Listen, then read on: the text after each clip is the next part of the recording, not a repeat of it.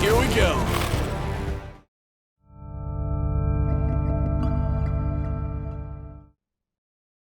But if I moved out, Hey, everyone, if I moved out of a we place got- in LA, Okay. and I had lived You're there bringing for it back up, dude. If I had lived there for 3 months, You're bringing Okay. it back and up. I had bought 4 sticks of butter, and you heard that, Yeah. would your reaction to the fact that even though I was only living there for 3 months and I bought 4 sticks of butter, would your reaction have been, why did you buy 4 sticks of butter? Listen, Well, you go through butter we constantly. have a regular podcast coming up after this. I guess I But don't. Genlock is premiering this Saturday, so we want to talk a little bit about Genlock before we get into the main podcast itself. We're pre-recording today, the podcast. So when we're recording this right now, the trailer just came out. It just for came the out, public. landed this 25 morning. minutes ago. Yeah, fantastic. And, But before we get into the awesome Genlock that we're all here to promote and excited about, what's wrong with butter? Why did he make the? he Is was it him? mad. He Is it was this mad one? that I bought 4 sticks of butter. He thought it was like this gross thing that I did. Dude, the thing was, you can buy less than 4 sticks. Where do you buy a stick of butter? You are going back on the you were right, and we're not talking about He's an this anymore. authority. You He's have an authority. reopened the door, and we're going to continue talking about this. I have been letting this rest based after podcast 500. This is on you now. One thing we all This agree is on is your- that Genlock is a great show. I'm and you gonna should check be it honest with out. you guys. I've switched over from stick butter to Irish butter because it's supposed to taste better, like a and brick? it comes in a brick. Yeah. So I don't even know sticks. I know nothing about sticks anymore. No, you I've You know what expunged you my can do? stick knowledge. you've weighed in and listen. But I didn't. Where do you? Because you go to HEB. All my Or Whole contention Foods. is that you can buy less than 4 sticks of butter. You can buy 1 or 2. Your That was it. contention was, Peter 4 sticks Hayes of butter is the- even posted the video clip me saying you can buy it in 1 or 2 sticks. Your You reaction- changed the argument. Your reaction to me having 4 sticks of butter was the thing. You called Where me do you buy a stick of butter? You can. I'll show you. Is there a send you- special butter store? Canada. No, According you to can buy it in the Twitter. US. Peter Hayes is fucking listening Hey, to everyone, UK. send your single stick of butter don't, please. pictures to Bernie. Tweet them to him nonstop. Just Don't. tweet, go to the store and You find the can- butter. Take a picture of your butter aisle and send it to Bernie right now. Do me a and then favor. as soon as you're done, watch Genlock, January 26th. Do me a premiering favor. exclusively on Rooster Teeth. At me on those tweets. I want to see this as single sticks of butter in a store. Look at His that, reaction was Genlock. over the top. He called me a fat, greasy fuck. So back to Genlock. What are we doing here? Are you okay? All right, so there was a question I saw. I think it was on Reddit, or maybe it was on Twitter. Somebody asked me, like, what was the path that Genlock took to, like, it's our biggest show. Like, this is Biggest thing we've ever made. the biggest thing we've ever made. Yeah. You know, Right? in terms of, like, it is. Yeah. I think so. Budget Yeah. and scope. with all due respect to everyone here, the cast is a little more renowned than our usual cast. How dare you? I am insulted, sir. They can buy butter in whatever quantity they want. And it's definitely our biggest budget show. We should and have it's also the length of the episodes it's starting off with 34-minute episode. I think it's okay to say We should have asked this. Michael B. Jordan how he buys his butter. What you consider should've- full length. We should have had him weigh in on that. Yeah. Yeah. That's a Eric, good question. make that happen. That, We're never talking about it again. Okay. that man has a perfect physique. Michael B. Jordan? Yes. It's, you want to hate him, but he's so likable you can't. Did I tried to give Gray an idea. He won the gene pool. Yeah. He won. Well, it's also, I would imagine, a whole lot of fucking hard work. Oh, one Like would him- assume there's an ounce of effort involved as well. But I mean, I assume that it's a lot of work. But even if I worked that much, I could never achieve that.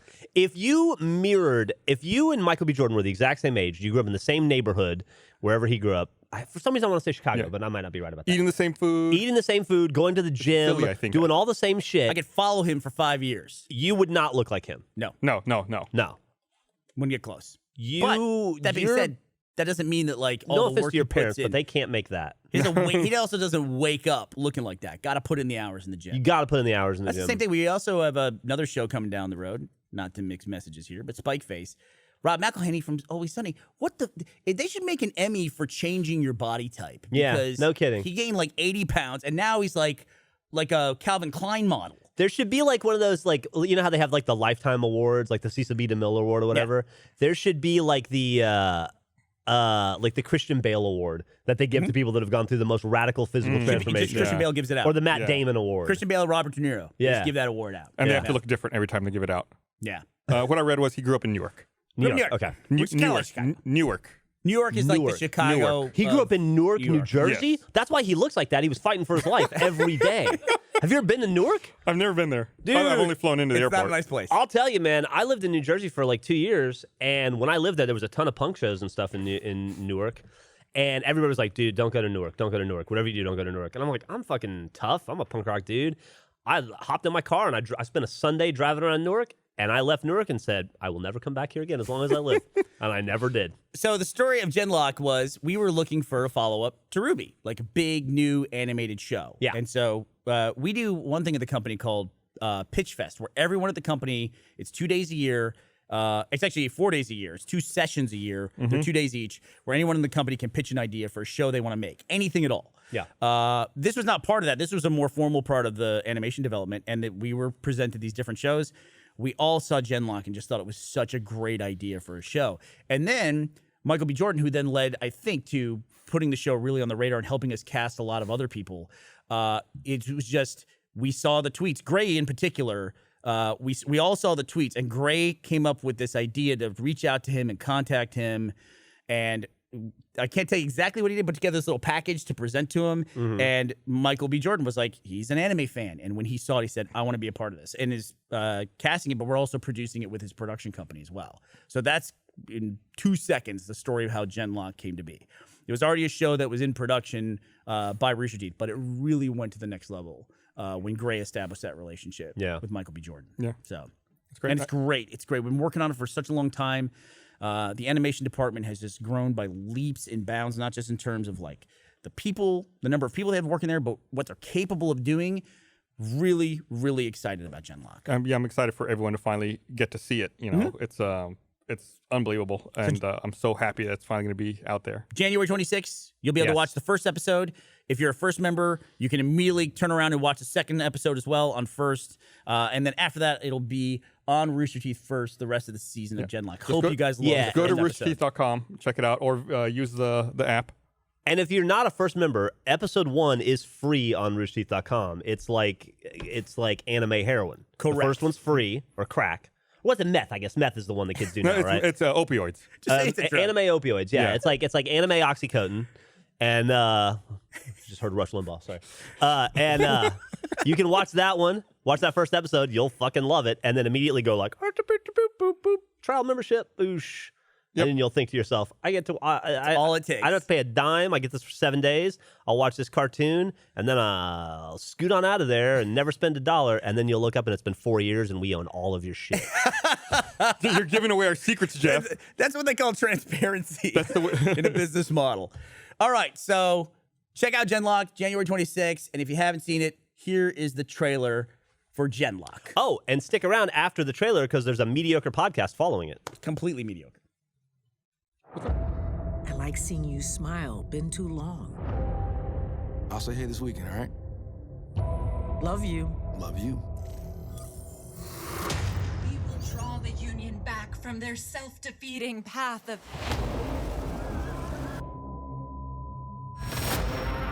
Listen up. This is it. The Union's making their play. This is how the war begins. We did not seek this conflict, but we will rise to meet it. Vanguard will do everything we can to protect those who have put their trust in us. Get it done, Vanguard. Welcome to the Anvil. Thank you for all your time thus far testing for our program. That's a hell of a way to say hello. That's nothing. Wait till you see what he does to you next. We are at the dawn of a new age. What is Genlock if not the next step in humanity's evolution? Hey, how you doing? Don't mind me, just learning how to walk. Again. Looks like we got a team. Flying over traffic. Post up not drowning in like misery. Charging like a bull, hit the ground running. Push it to the limit so you know that I'm coming. Never give up, never give up. Never give up, never give up. Stay fight. Never give up. Fight. Fight. Never give up, never give up. Stay fight. Never give up. Fight. Fight. Never give up, never give up.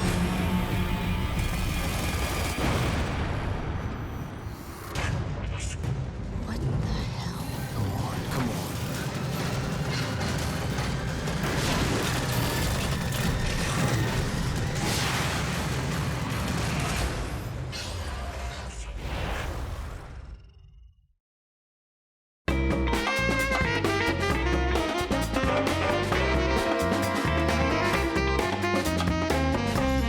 Jones, please. Hey, everyone. Welcome to the Rooster Teeth but I saw podcast. it. This week brought to you by I'm Gus. The Zebra. I'm Jeff. I'm Bernie. And I'm Gus.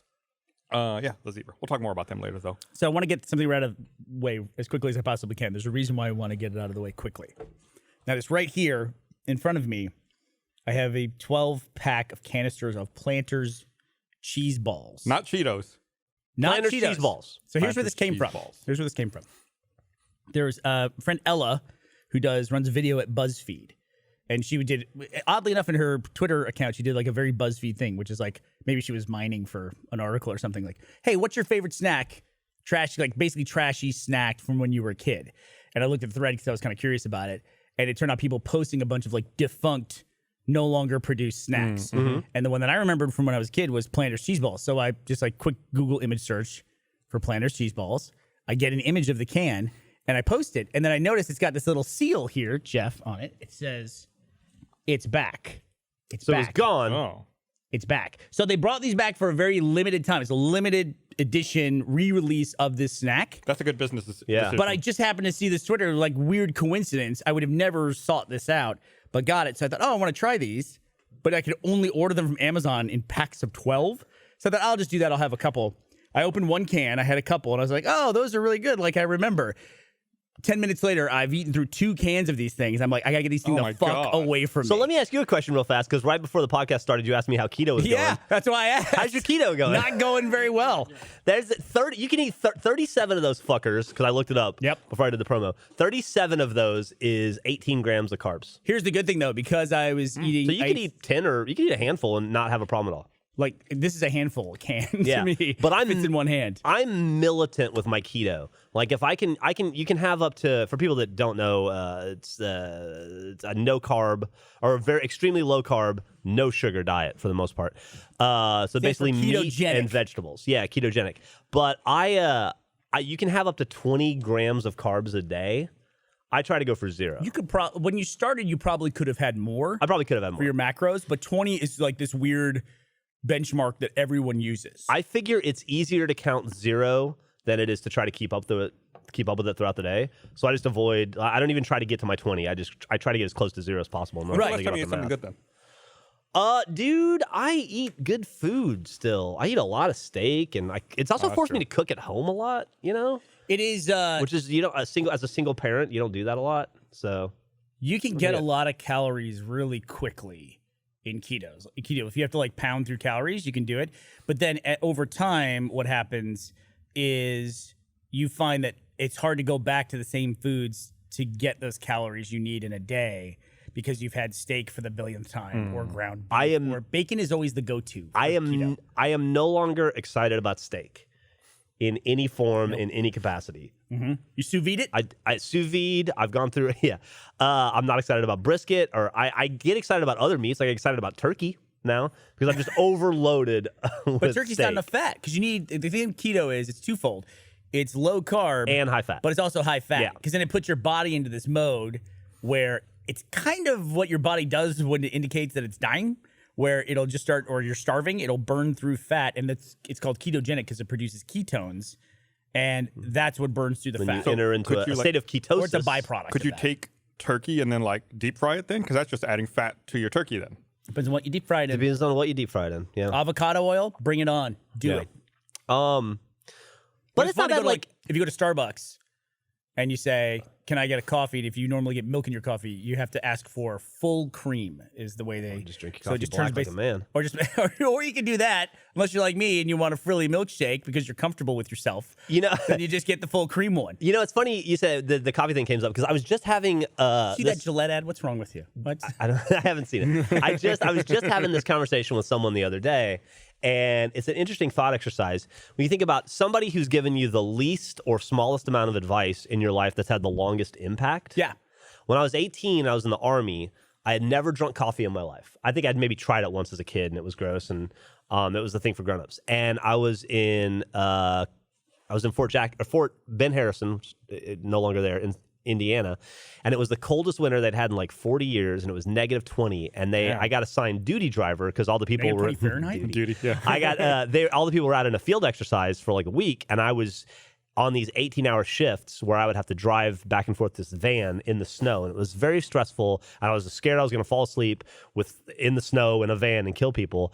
And so I was like, and my buddy was like, you should start drinking coffee. It'll keep you awake. And I was like, okay. And then this one dude who was just in the duty room, I don't remember his name or anything. At the time, I was trying to figure out like how I take my coffee. And he goes, I'm going to give you a hint. It's going to change your life. And I go, okay. And he goes, drink your coffee black. And I go, it's gross. And he goes, learn to drink it black. Your life will be easier from this point on. And I was like, okay. You never have to worry about it. So I started drinking it black, and I was thinking about it the other day. It popped into my head, and I was like, that motherfucker was right. My life is easier because I drink black coffee. You don't have to like buy creamer. I don't have to buy creamer. I don't have to deal with that you stuff. don't have to worry, like, I don't have to have a conversation. I don't have to be like, oh, I don't want simple syrup. I really like whatever. I don't any of that shit. I just like get it and go. Well, it's a lot easier now. Like now when you order, if you like go to like Starbucks, you can order in the app. You don't have to tell anyone. It's That's just true. Like, directly, just like bam, bam, bam. This is exactly how I want it. Yeah, So no, it's true. I used to never be picky because I didn't want to go through the human interaction. But now that it's like an app interaction and I don't have to tell anyone, I can be as picky as I want. Like what you were talking about, like requesting full cream or any of that stuff. Not heavy splash. Not a worry. Not a worry all that at shit. all. Yeah, that Starbucks app's really good. Just is. black It's a shame- coffee lid go. It's a shame the coffee's not any good though. You're out the door. Don't you wish though at Starbucks? Don't you wish they just had the things where you could serve yourself? Yeah. Because they have the self-serve things. They just have them behind the counter. So I get a lot of coffee at Whole Foods, honestly, because you go to Whole Foods, you just make it yourself, and you're right there, and you just buy it. Bang and in done. and out. You know what's really good? I prize efficiency more than anything else in my life. By the way, I don't want to sound like Monty, but take these, Cody. Come here. Get these cheese balls out of here. He's starting to get the urge. They're all yours. Ted, look, they're in my peripheral vision. I'm going to start eating them. Ladies I and can't gentlemen, help it. Cody.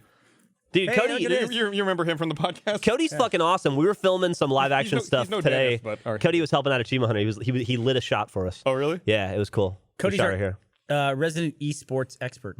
Whenever I need to know anything about esports, I go to Cody.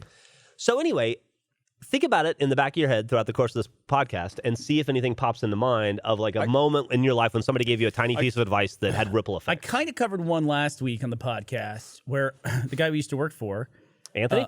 Yeah, I mean, I didn't want to say because it's going to say what he does. He always has cash on him. Yeah. And it's like cash is important because when he does a transaction, like he's like if he stops and he's buying, I don't know what like a saddle. Somebody's selling a saddle on the side of the road because he's an old school cowboy, or somebody's selling something.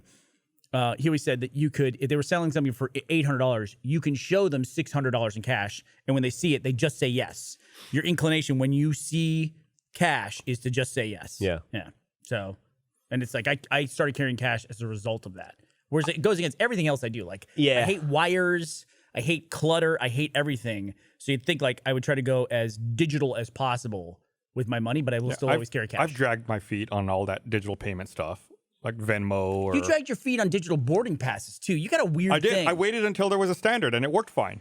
Jeff, he was worried he would get to the gate, the door, and he'd beep or something, and his wouldn't work, and that he would cause an issue. Yeah, or I'd have to go back and print the fucking thing. I had that recently. I love this iPhone watch. iWatch, what the fuck you call it. Apple It's Watch. awesome. Apple Watch. Just want to say, Jeff's on the Rooster Teeth podcast. He immediately starts complaining about Apple products. No, I don't know if it's an Apple problem or what, but just like in the air. anytime I put I put my barcode on my or like RFD code on my or QR. What do you call it? QR code? QR code. Whatever. I'm an old guy who doesn't know stuff. It never works on my phone or my watch, and then I have to use my phone. 100%. I've never stop using your watch. 0% success rate. I do. I've quit trying on my watch because it's embarrassing. Because of what you described has happened every time I've tried to do it. See, he and understands. I'll see a dude in front of me go, all right, cool, boop. And I go, well, today's the day. Boop, boop,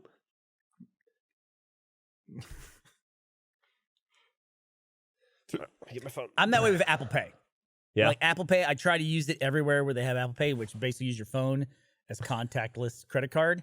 And it's like, oh, look at this. And then I'm like doing this shimmy shit, and I can't get it to go. I can only get it to work at Jamba Juice. Is that it? You can, And now I don't you need can also Jamba use your Juice watch. anymore.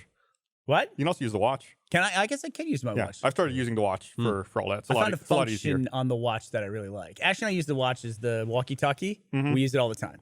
Really? It's fucking great. I'll say this. That's not me talking shit about Apple products. I read that thread on Reddit the other day about you guys. I fucking love Apple. And I love all my Apple. My laptop, Jeff? my new Apple laptop is phenomenal. The point we made about it was we bitch about Apple because it's what we use. What we don't switch to Android because we don't like it. Yeah. I hate it. I think it's clunky and garbage. I tried briefly. I have a YouTube very kindly gave me a free Pixel 2. Is that what it's called? That's the exact same reason that I changed. They did the same thing. We went to that same event. Yeah. A year apart. I tried for like 2 or 3 weeks, and I don't know. Maybe I'm just you had a free stick with brand what new you phone. know. Yes. But I had a 128 gig Pixel 2 right when they came out that everybody was excited about, and I used it for maybe 2 weeks before I went back to my phone. I don't even think I talked about it anywhere because it was just such a non-event. But there's a weird thing we established back in the day. It was kind of an unspoken thing we all established when we started appearing on cameras, personalities, or on microphones, where we don't tell other people not to like the things they have. Yeah. We bitch about the stuff we use. We complain about the stuff in our lives because we use it. But the reality is, I think it's way better than Android. But I'm not going to sit on the podcast and tell people that Android sucks because they use Android and they love it. Mm-hmm. That's why it sounds like we bitch about Apple a lot because we use it. It's what we use. It's what's in our lives. Yeah. Yeah. I'm not going to sit around and complain about Android. Yeah. Because it's just being shitty to something that somebody else likes, and I'm just not going to. I mean, if you're going to bitch about it, then it would be something you would have used, or you'd have. I used it and moved away from it, but I'm not like going to rant about that every time I talk about Apple. I tried to use it once when Google Fi first launched, and I don't remember what phone it was that came with Google Fi. I only worked with one phone at the time, but I opened up the box, went to. Was that scam like Google Fiber? What? No. Google Fiber. I went to set it up. I turned it on and had to reinstall the OS out of the box. I was like, "What?" I just immediately got off on the wrong foot with that device. Who knows? Maybe I just got a dud in the mail or something sent to me or something. I changed offices recently. All my USB ports on my computer died in the move. Got a brand new computer. Haven't had one in like 5 or 6 years. Fucking great. Was it that the secret computer that Adam Baird didn't recognize? It was like, what is this computer? Why is it at Rooster Teeth? And you're like, I just brought a personal computer from home because I brought in at the time a computer that I thought was over the specs of what Rooster Teeth would buy or should be obligated to buy. You know, so I. You had a top of the line computer from 5 years ago? What? You had a top of the line computer from 5 years ago? From 5 years ago. Is this the one we argued about whether or not it had Bluetooth on it? Yes. Okay. And it didn't. Did it? No. Now my new one does, and it's fucking great. All right, fair enough. For my keyboard. You know computers have Bluetooth, right? Mm-hmm. Okay. Sorry. I knew they had Bluetooth too. You said desktops didn't. That was the whole argument. Mine didn't. My desktop didn't. In general, desktops did not have Bluetooth. That was your claim. So it was the S that threw him. You should have said desktop doesn't. What doesn't? Your desktop. Computer, my desktop. Yes, not computers. It isn't the royal desktop. It's my specific. It's very specific to me. I never look for stuff that has Bluetooth in it, but now I do because I use Bluetooth stuff. So I use that little fucking nub. Yeah, it's a way to get rid of all the wires. You bitched about that earlier. Get the little nub. Since this is the only time I see you guys, you laughed at me this morning.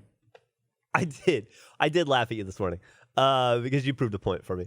The point was people who drive Teslas have to throw stuff away. No. The point is I was pulling into the parking lot. Somebody was giving me a ride to work, and they said, "Oh, look, there's a Tesla." And I go, "Oh, that's either Gus or Jordan or Becca or Jack or any of those people." And then I go, "Oh, wait, they're throwing stuff away at the dumpster and their hazards are on. It's Gus. 100%. I guarantee you it's Gus. That's a Gus move." And we pull up, and sure enough, it was Gus. It was fucking awesome. Why are you throwing stuff away at work? Not a Tesla owner. That's correct. Yeah. It was just I had broken down a bunch of boxes. Dude, you ride bird scooters. You can't say a fucking I don't ride thing. scooters anymore. What do you mean? Anymore? What happened? I upgraded to the Uber bikes. I saw. Instead of letting the scooter do all the work, at least on an Uber bike, I'm pedaling. At least on the Uber bike, you're not flipping over and crashing out into a curb. Dude, I am all in on those Uber bicycles. There was a story. I those before. I think it was in the Austin subreddit the other day about. I never thought about this, but it was someone who gets help from the Texas School for the Visually Impaired, which is not too far from here, talking about what a problem the scooters are because now they're just in the sidewalk. Yeah, blind people who are visually impaired don't see them. That's something I'd never considered. I kind of thought it was senseless bitching until I read that. And I go, that makes sense. Yeah, that makes sense. It's only getting worse downtown too. We now have we started with Bird and this is your downtown Austin report. We started with Bird and Lime. And then Lime went 2,000 over the amount they were allowed to have downtown. I don't know if you guys saw that. 2,000 units. They were allowed to have 5,000 units, or they were allowed to have 7,000 units downtown, and they got caught with 9,000 units. Who counted them? The city. And so they had to submit numbers or whatever, and the city goes, "You're 2,000 over." So they negotiated a deal where they had to remove 1,000. And so they just took that 1,000 and put them in neighborhoods around town, which is why you see Lime in weird places all over town now. The city let them have 1,000 more than they were supposed to. They broke the rules by having 2,000 more, and the compromise was they could have 1,000 more? Yes. But on top of but that was Lime, so that was it was a Lime and Bird world.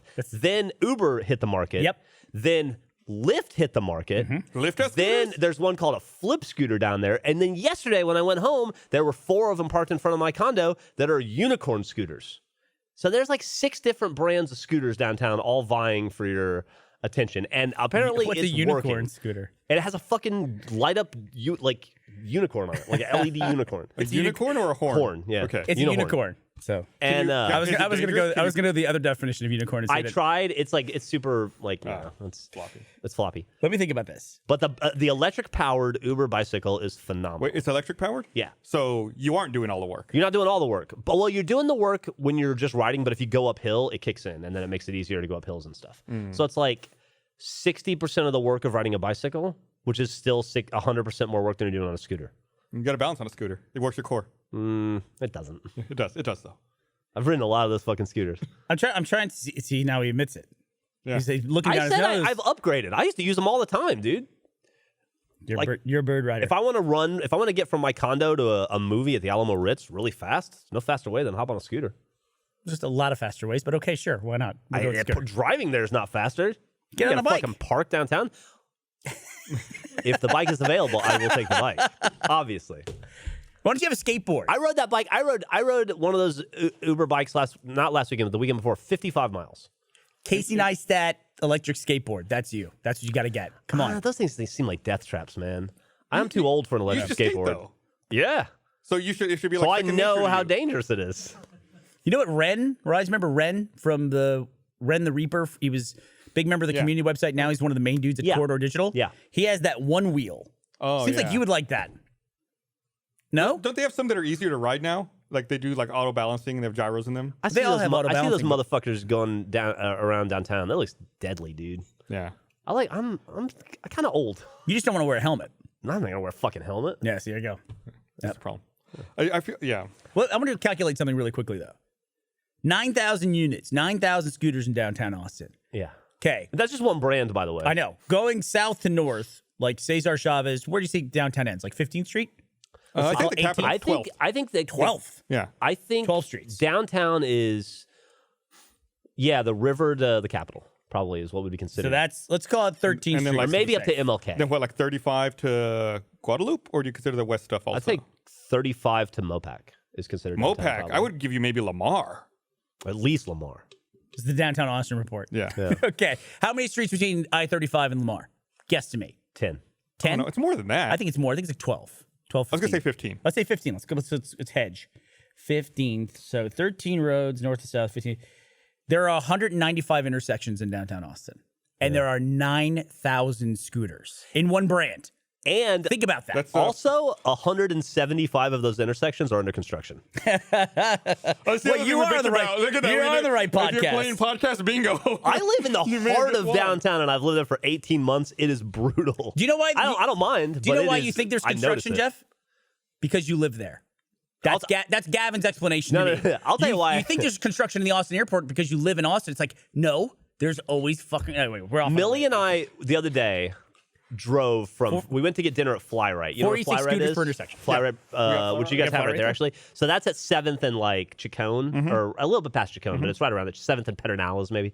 From there to Whole Foods, because we were going from there, we had to stop at Whole Foods. And I thought, just as an exercise, let's count how many sites under construction we see between Fly Right and that Whole Foods, which is 20 blocks? 20 blocks. Yeah. We counted 27 separate construction sites. That's a lot. Yeah. It's a lot. In 12 blocks. I want to say I'm a huge fan of Jeff on the podcast. I endorse this every week. You're proving all those points. I'm not You're bitching trying to about the same complain. I'm not stuff. complaining. Well, I guess it's a complaint, but it's. I mean, you got to build shit to. It's progress. You got to That's the break price shit. you pay. You got to break Right. shit to build Yeah, shit. I don't complain about it. That's why I don't bitch about how long it takes me to get home. It's just I notice it. I'm cognizant of it, but I'm not upset about it. That being said, maybe it shouldn't take 9 months to fix a door in the Austin airport. Maybe it shouldn't take that long. Shouldn't. Yeah, you're right about that. That's like knock that out in a weekend. yeah. It's a door. Also, I think that they should be done with the construction leading up to the airport at this point. At this They've point, had like 15 years to figure that out. Well, no, they keep changing roads. Like they fixed one road and they got to fix the other road. Wasn't there there was a big hole out there this morning. Did you hear about that? On like 183 happy just by right the now. airport. Like they closed 2 lanes of 183 because there was a big hole. It was because of the construction.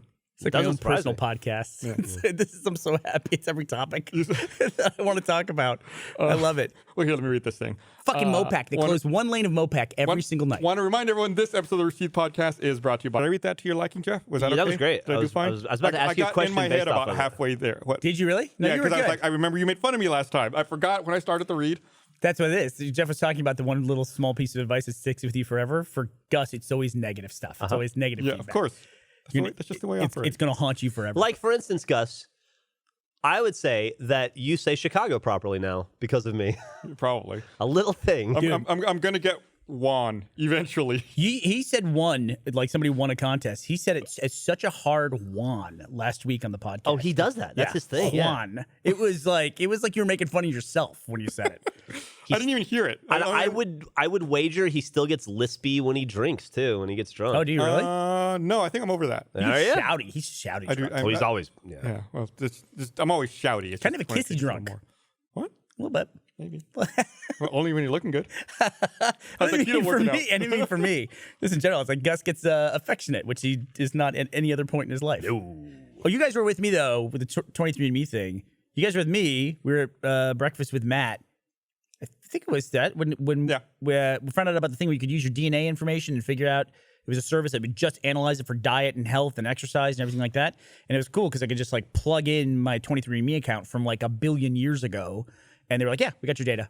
It's not changing. So they just updated it and they sent me a full report on everything. And it was cheaper because I already had it on 23andMe. Yep.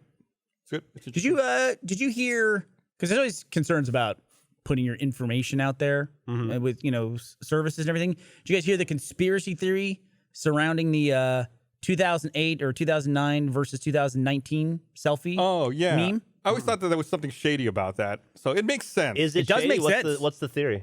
Well, remember like back in the day when they would say like, hey, what's your porn name? It's the name of your pet and the street you grew up on. Phishing scam. It was a phishing scam. It's speculation that this thing that started on Facebook is they want to train algorithms to recognize aging data or to trend aging. And so they're having everyone submit these photos of themselves in this thing. They can just mine this for the data. And it might not even be Facebook. It could be just like another startup who's trying to, create algorithms that do this kind of thing. Or even, interesting. Yeah. I don't know how you can use that in a nefarious way, but I had to be honest, I kind of like that people are now thinking about this stuff. Because I remember when Barb and Gav first started working for us, and we were like, why the fuck do you document every single thing you do and put it on social media or Facebook at the time? And like, or Foursquare. It's like, that's what Foursquare. It's like checking in your location everywhere you go. And they were like, oh, it's totally fine. It's like, that just to us seemed weird. Yeah. There was a Reddit thread the other day, which was what's a behavior that is considered not toxic, but something along those lines, like a negative behavior that has been completely normalized by society that no one recognizes. And I was trying to go through and find what mine was, and it wasn't even anywhere on there. It was, to me, it's going to make me sound super old, selfies. Selfies to me to this day are still weird. Yeah, I agree. The fact that somebody has more photos of themselves that they took than of anything else. Like if I went through a photo album at home when I was a kid and it was all pictures of my mom taking pictures of herself, that would have been weird. Yeah, I agree. It's not weird anymore though. It's not a weird thing. Yeah. I don't want to see me. Like I know what I look like. Yeah, I want to see pictures of Millie when she was a kid. I want to see Millie through the ages. I want to see an old picture of my mom. Right. I don't want to see me. The other thing, shit about me. The other thing you don't want to see, which is I just went through all my parents' old photo albums and my dad's slides, just fucking thousands of photo slides. And so I just turned them into a service here in Austin. They digitized them for me. But I went through and vetted them. Like I had this big light board and was putting all the slides on with one of those loops and looking at it like I'm a fucking jeweler.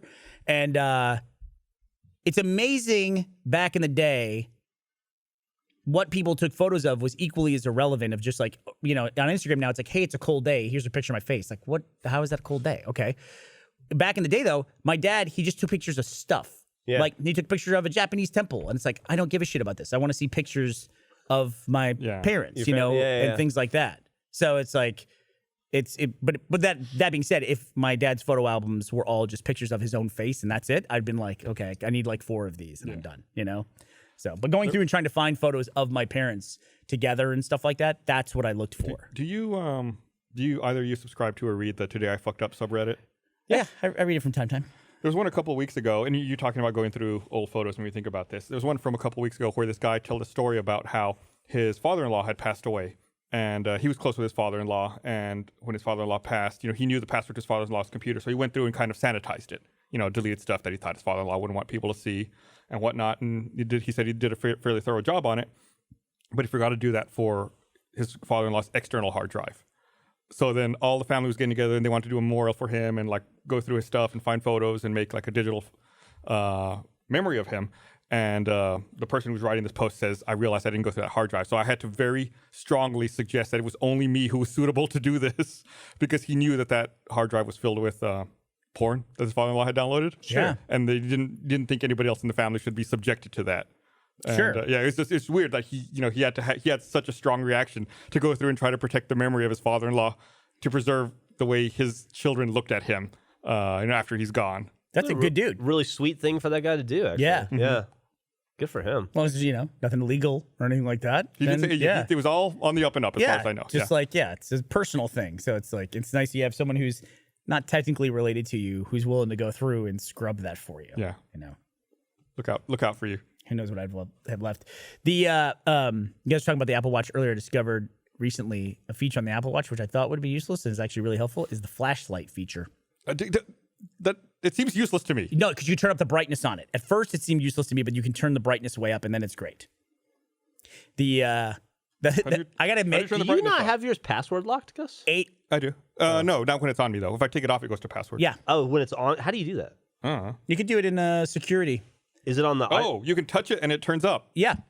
That's way better, right? Yeah, that is better. See, I went through the same discovery process. In my iPhone setting? Yeah, Jeff, and you can have it to unlock when you unlock your phone. Welcome to the Apple Watch Setup podcast. So say if you have any questions about your Apple Watches, send them in now. Say you're at the corner of 7th and Guadalupe and you want to unlock your Apple Watch.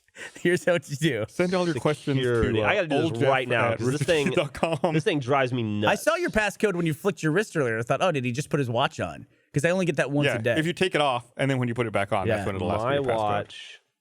So I made a mistake. This is a fucking critical mistake I made. Is it privacy, maybe? Yeah. No, privacy is location. Hey, shut the fuck up back there. This is important. It's look under passcode. Look under passcode. Or just fucking search for it. Old man podcast. He's sticking his tongue out. He is doing the old man thing. Here, you want my reading glasses? By the way, I bought a pair of reading glasses. General, maybe? Ooh, that's a milestone. That's a fucking horrible milestone. Did you get them at Walgreens? I did. That's what I said earlier when I was using Apple Pay. When I said I was using Apple Pay, that's why I was at Walgreens. Because I bought reading glasses. I always laugh at that fucking display. I know. And I'm there. What number are you? Like a +2 or what do they? No, I got a +3 and it made me like cross-eyed. So I just thought, why not? If you're going to get 1.25 magnification, why not get 3? But that was like looking through Coke bottles, basically. I got it because I just took a navigation class for my sailing certifications that I'm going through. And it's really cool, Gus. I think you'd really love it. I got like the calipers and these parallel rules. You do like compasses and stuff like that? Yeah, that's what the spreaders are. It's like usually you're using it to actually measure, and sometimes you use it to make marks and little arcs if you're trying to get like a running fix and see where that is. I'll show you some of the stuff later. But it's a lot of really small lines, and the practice ones the practice ones we were working on were even on we're on like a smaller piece of paper. So like the compass rose and everything was tiny for reading off the 360 degrees. And I was just like, I looked up and the person across from me had reading glasses on, a guy about my age. And I was like, maybe I should do that. Maybe I'm at that point. Yeah. So I gave it a shot. They're fucking great. I saw people were giving shit to, I'm going to try it on. People were giving shit to that flat earther cruise. Did you hear that? Here, Jeff, put these on and look at your phone. Where I guess like all the flat earthers are going on a cruise and everyone's pointing out the irony that the cruise ship uses around Earth to navigate. I'm not blind. I don't need reading glasses. So I'm here at simple passcode. Do I turn that off?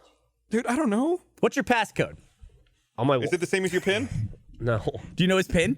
Yes. Not anymore. You don't. You changed the code on your office.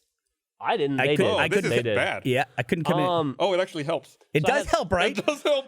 Although if you hold it like this, it really helps. It's not necessarily an age thing either, because Michael Jones uses his phone like this. This is so important. This is so important. All right, go ahead.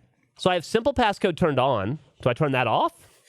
I have unlock with iPhone turned on. This is an award-winning podcast. And I have wrist detection turned on. Here's what I'm going to do. I'm going to use another part of my phone, which is called the web browser to look up Apple Look right Watch there, Jeff. unlock. You can unlock it by turning the digital crown? That's cool. I just discovered that. You're welcome. This is what you want. Okay, hold on. Apple Watch unlocked by Face ID. Here you go, I got dumbass. it for him. Use Face ID on your iPhone or. See, I can't see. I actually kind of really like your glasses. It's not locked. I'm telling I just you. unlocked it. Did it work? You fucker. I'm guessing no. Look at Face ID on your phone. Maybe Face ID has it, buddy. This is going to be so frustrating for so many people right now. But it's not locked. We will help you after the podcast. I will forget by then. I want to thank Jeff for joining us. Is it the Alzheimer's? Here, let's talk about something cool. What movies you guys see any good TV shows lately? Hey, Captain Marvel tickets just went on sale. Anybody buy Captain Marvel tickets? No. Anybody give a shit about Man, Captain I Marvel? don't give a shit. I'm sure it's going to be good, but I still Dude, you have a daughter. don't That's get excited she's a about female it. hero. Come on. I'm not with iPhones. Oh. She hasn't had that. Besides Wonder Woman and Black Widow. Black Widow. Do you really count that?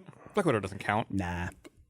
She needs her own movie. Have you seen? Does she? I feel like there's already too much Black Widow. Avengers would have been fine without Black Widow. I meant to be a viable female role model, Oh, right? Okay. Can't be, they can't be a should- sidekick. They should have, if they wanted that. Yeah, they should have done more with her. But as it stands, the way it's done right now, no. I think I told you about this the other day. You gotta watch Killing Eve. That's such a good show. Really good. Oh, you watch it? Yeah, I've seen the first season. Yeah, I haven't seen season 2. So good. I started watching Ozarks from the very beginning. It just grabs you. It's so good. Watch it. I'm so fucking looped into this Ozark show. Turn it on. With Justin Bateman. It's money laundering, right? Jason Bateman. Yes, Jason Bateman. Thank you. I mixed up Jason Bateman and Justine Bateman. Yeah. Oh, speaking of that, I made a mistake. I put on Jeff. One of the things I did. Do you use the activity stuff on your Apple Watch to bridge two conversations together here? Sure. Do you use that at all? Yeah. Like you get a stand goal and you get 12 in a day, and then you hit your stand goal for the day. I one day, as an experiment, decided to see if I could get 24 hours of standing in one day, and I did it. And Justine saw it, and so she sent me an invite to be friends on Apple Watch. And then, so I have to see every time Justine works out, and she works out fucking all the time. And then she challenged me after last week. She challenged me to a fitness competition, and I accepted. Biggest mistake. What does that mean? What is a fitness competition? It's like you get points for your activity. You have minutes of exercise, calories burned, and then a way lesser stat is how many hours in the day you stand up once. And it mainly it hedges way more towards the competition, towards minutes exercise and then calories burned as a result. Huge mistake. It's only 7 days, and I'm like 2 days in. I'm already regretting it worse than I've regretted anything. Can we have like a sloth challenge where it's like whoever can get the lowest activity score?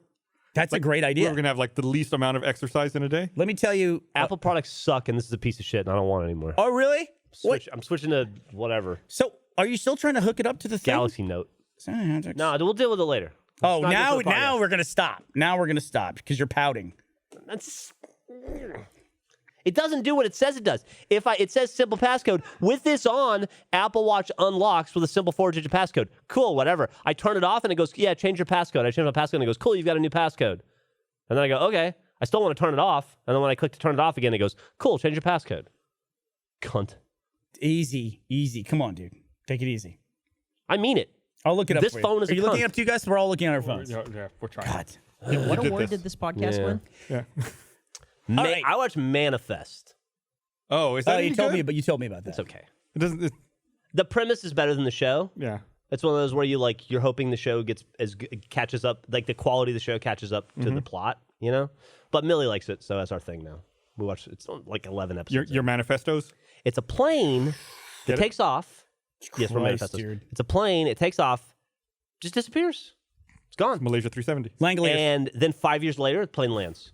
And for the people that were on the plane, no time has passed. And for all the people on Earth, they're like, I got remarried. I found it in 10 seconds. I literally found it in 10 seconds. What'd you find? Unlock. What do you think he found? He's looking at a watch. Unlock with iPhone. Oh, you still on that? Dude, 10 seconds has gone by. Go to your watch. Go to settings. On my watch? On your watch. You want to unlock your watch, right? Dude, I'll go to all my settings. All right, I'm on my settings. Okay. Go down to the bottom. Passcode. There you go. Now scroll in there. It says unlock with iPhone. It's on. So you're unlocked with your iPhone. You got to have the watch on. If you have it off, it's going to fuck up. Oh, yeah. If you don't have the watch on, it's not going to... And then it'll unlock once when you unlock your phone. I'm telling you, every time I try to use my watch, I have to enter that password in. You should be good now. I didn't change anything. He just had you change the thing. It was already like that. Watch this. All right. Maybe you're dead, and this is how he found out you have no pulse. Every time I go to use my phone, that password comes on. No matter what. All right. I can't. After the podcast, We'll sit down. We'll sit down and figure it out. We had a whole topic on the podcast last week about horrible tech support and how long it takes. And now we're doing the performance art version of that. Did you see that story? Speaking of Apple products, you see that story about those people who were on vacation in Japan and they were on a boat that they had rented, and the boat capsized in the ocean. And great story so far. They, I guess they all tried to grab for their cell phones, but only like two people were able to grab their cell phones, before they sank to the bottom of the ocean. One of them they pulled out and it was destroyed because of the water, and the other one still worked, and they were able to call 911 in the ocean, and the Coast Guard showed up and saved them all. It's I can't imagine being in that situation where you're dunked in the water and you're trying to catch your phone before it sinks to the bottom of the ocean. Yeah, it's I need to catch that, otherwise I'm going to die. Where were they? What part of the world? Off the coast of Japan. So probably pretty cold water. Pacific's cold as it is. Oh, man. yeah. Why is the Pacific colder? Like the water in Los Angeles is way fucking colder than it is in the Atlantic. It's because am I it crazy? touches more ice. Is that what it is? Yeah, there's more surface area to touch the ice. You might actually be right. Believe it or not, you might be, because I don't know for a fact, but the current might go from north to south, so it comes down. I think directly from the Arctic. I think it goes the Atlantic goes this way. The Atlantic, so Florida is catching water from Africa, essentially. So it's going clockwise, right? So then, it would be if it's going clockwise in the Pacific, then that's how. But I don't know flowing. if it is or it's not. So let's ask Jeff to look it up. Jeff, which direction does the Pacific flow? Phone. Hold on, I gotta log into my phone. Since my keto's all fucked up. Yeah. There you go. We were right. Yeah. Bang. You're on the ball, broadcast. Oh my God, Jeff! Now that my keto's fucked up, I'm drinking a beer. That's the other thing too. You got to be diligent about keto, because if you're not, there's no point. It's like, if you eat, there's no half measures. 80 grams of fat, and then you think, I'm just gonna cheat on my carbs a little bit. It doesn't work that way. No, it doesn't. Does not work that way. And I already fucked up with these fucking cheese balls. So They're so good though. I'm resetting. A serving is a third of the container. I'll say this too about the fucking keto thing. I've been doing it since October, November, whenever. I don't miss a lot of stuff anymore. I don't have a lot of urges that I used to have. I took a bite of something that had sugar in it, and it was like, I felt like I got punched in the mouth. How much weight have you lost since you started doing that? 20. I'm down 23 pounds. But you lost 40 pounds before that, but then went back up a little bit? I gained about 15 pounds back. Yeah. But at my drunkest, fattest, I was 216, and now I'm 171. So whatever that math is. Every time I've lost 45, weight in my life, pounds. it's been because of keto. When I went down to 185 at the call center, that was keto. Really? When I went down the last time, 2011, that was keto then too. So it's nice to know that I had no impact on you in any way whatsoever. You didn't even know about this or care about it.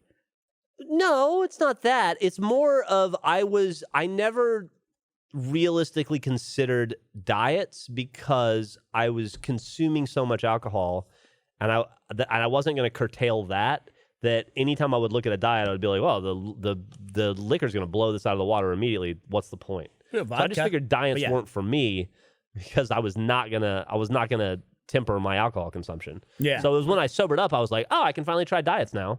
Yeah. And vodka has more calories than you would think. Yeah, it does. But it doesn't have sugar. But it doesn't have sugar. Also, it has the more vodka you drink, the worse your decision making is. Yeah, and then it's a lot easier. It's not hard to wake up at 9 a.m. the next day and then see an empty sleeve of Oreos and go, what the fuck happened to those? Look at my and you realize, I was the only person in the house last night. I guess I happened to them. Yeah. 0 grams of carbs in vodka. Really? Mm-hmm. Of course, when you put it in ginger ale or something. Yeah. Also, 100 grams of alcoholic in me, so I can't. It doesn't matter. That's true. We shouldn't be. But thank you for trying to push me into drinking beer. I meant 150 grams of carbs. That's a good friend. I meant 150 grams of carbs is what I meant. Oh man, speaking of addiction, your drink was always whiskey anyway, Jeff. That's got a ton. It's what happened there? It collapsed on itself? Saddest, grossest thing I've ever seen. Have you seen Artie Lang's nose? No. It collapsed. Can you pull up a picture? Can you just Google Artie Lang's nose? You'll know the photo. I think he's standing in court. You'll know it because you'll throw up in your mouth. What happened? I think Artie has done so much cocaine in the last few years that his nose collapsed. Which apparently is a thing. And he had to appear in court I see him. to not go to jail. There it is. Yeah. There you go. Look on the big screen, Bern.